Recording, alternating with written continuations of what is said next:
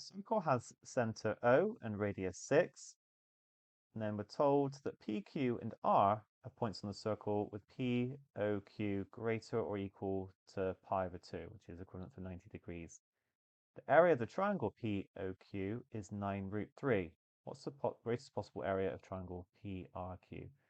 So let's get O involved and then just, just draw a triangle that goes beyond 90 degrees.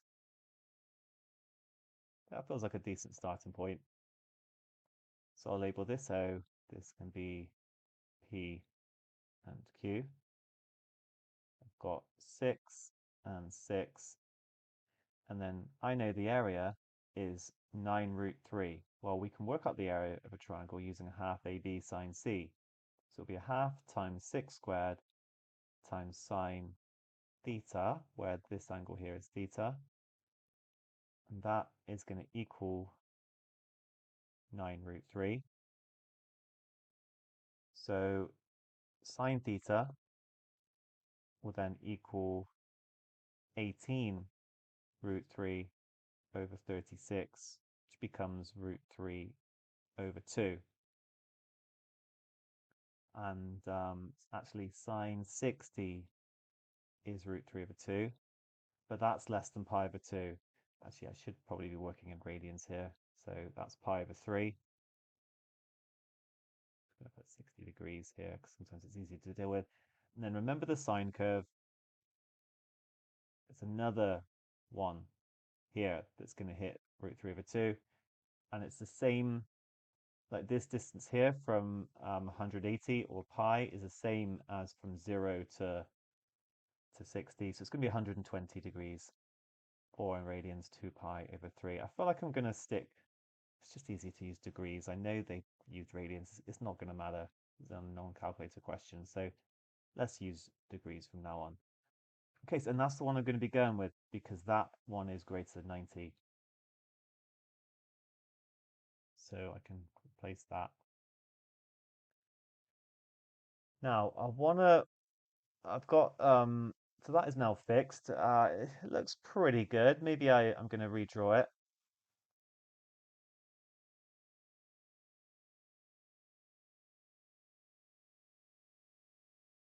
So 120, well, that's about 90. Okay, to be honest, very similar, but it's just a bigger diagram.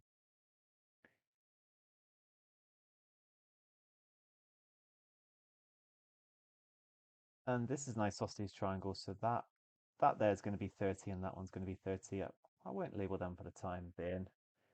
Okay, so now I'm going to put on a value r somewhere, like here, for example, and that's going to create a different triangle, but I want the greatest possible area.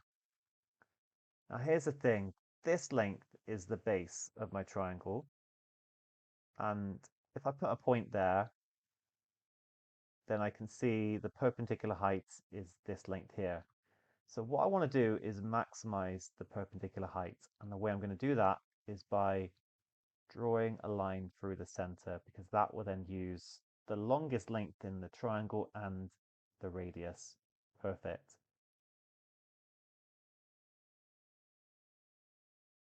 So this is the triangle that is going to give me the greatest possible area. So what I really need is the base, first of all, and for that I can use the cosine rule. So let's, PQ, let's find out PQ.